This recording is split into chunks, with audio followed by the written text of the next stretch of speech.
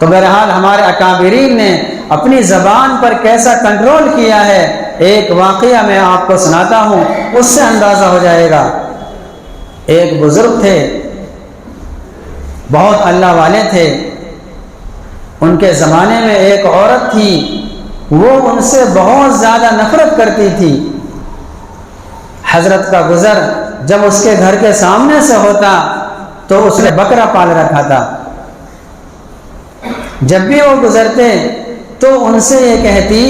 کہ اے ملا جی یہ بتاؤ کہ تمہاری داڑھی اچھی ہے یا میرے بکرے کی دم اور پونچھ اچھی ہے۔ آج ہم سے کوئی یہ سوال کر لے یا ہم سے کوئی اعتراض کرے تو ہمیں طیش آ جائے گا، غصہ آ جائے گا،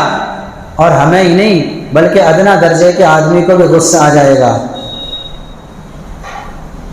غصہ تو آنا چاہیے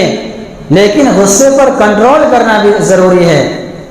حالانکہ اس کا یہ کہنا کوئی اچھی بات نہیں بلکہ یہ وہ شریعت کا مذاق اڑا رہی ہے، لیکن زبان پر کنٹرول کیسا کرتے؟ اس سے کہہ دیتے کہ میں ایک دن اس کا جواب ضرور دوں گا، اور یہ کہہ کر وہ کچھ بات نہیں کرتے، اپنا راستہ چل دیتے۔ ایک دن ایسا ہوا، حضرت بیمار ہوئے اور اس بیماری میں ان کا انتقال ہو گیا۔ ادھر اس عورت کو پتہ چلا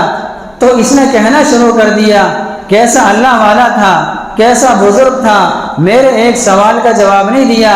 اور روزانہ کہتا تھا میں اس سوال کا جواب ضرور دوں گا، لیکن دنیا سے چلا گیا اور کوئی جواب نہیں دیا۔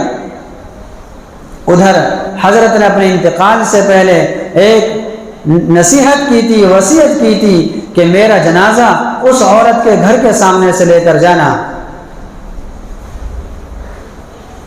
جب جنازہ گھر کے سامنے سے آنے لگا اس عورت کو بھی پتہ چل گیا، اس نے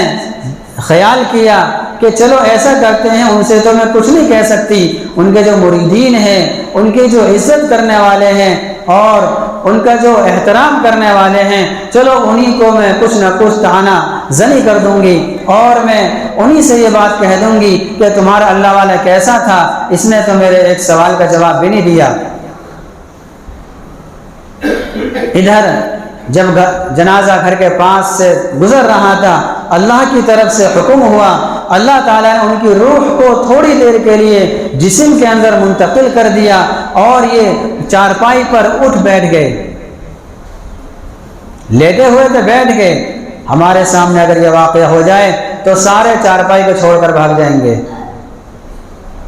بہرحال اللہ تعالیٰ کو کچھ اور دکھانا تھا۔ اب جب یہ اس کے گھر کے پاس سے گزرے ہیں تو اس سے کہا، اے عورت آج میں تجھ کو اس سوال کا جواب دینا چاہ رہا ہوں، اور اپنی داڑھی پر ہاتھ پھیر کر کہا، الحمدللہ میری داڑھی تیرے بکرے کی دم سے اچھی ہے۔ اور یہ کہا کہ آج سے پہلے تو مجھے اپنی ذات کے بارے میں بھی اندازہ نہیں تھا، اگر میرا خاتمہ ایمان پر نہ ہوتا اور مجھ سے ایمان کو سلب کر لیا جاتا تو بے شک تیرے بکرے کی دم میری داڑھی سے اچھی تھی،